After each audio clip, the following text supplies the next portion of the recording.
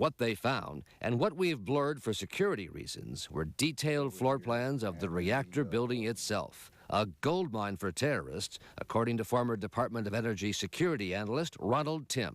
This is what the bad guy is looking for when he lays out his plans. He's looking to say, okay, if this is ground zero where basically the reactor's at, he's saying, what's the best way for me to get in there? For years, Timm worked with what are known as the Red Teams, the special units at the Department of Energy that challenge and test security at nuclear facilities. They're trained to the level that they expect the terrorists to be and actually try to beat the system by crawling over fences, crawling under fences, and things of that nature.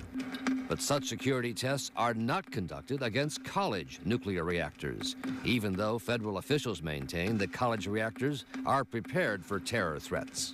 I'm not sure where they get their confidence from. Would you call this a heightened state of awareness? Not at all. I mean, there is no awareness, not even a low level of awareness. There is no awareness going on.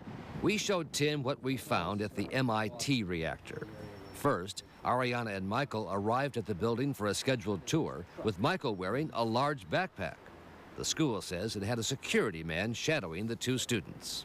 You came in with this big backpack, and it was full of books. Right. But did they ask what was in it, or did they look inside it? No. They didn't put it through any kind of detector? No. There were 2 armed guards inside, and our students were told to leave their backpacks outside the reactor itself.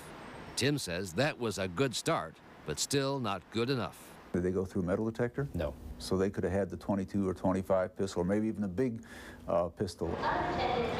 It turns out that metal detectors, standard equipment at airports and federal office buildings, are not required at college nuclear reactors, even the ones with weapons-grade uranium, including MIT. Where do you stop?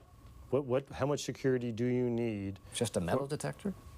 How much security do you need for the potential risk associated with this facility? And you think we have enough in place right now at these facilities? We do. But what we found outside the MIT reactor raised even more questions. A primetime producer rented this moving truck in Boston and drove it across the Charles River to Cambridge.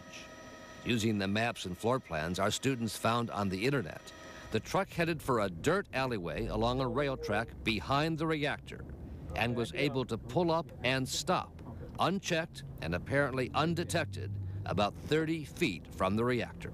What does this tell you in terms of what do you see as a security point of view? Bad security. Bad. It's just bad security.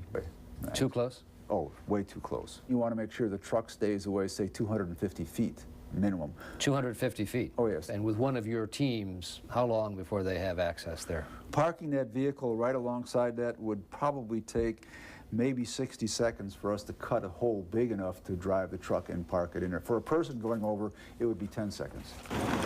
The truck was empty, but about the same size used to carry barrels of homemade explosives 10 years ago to the federal building in Oklahoma City. How quickly should they have detected the truck? They never should allow the truck to be there. You don't see that as serious security? There is no security there at all.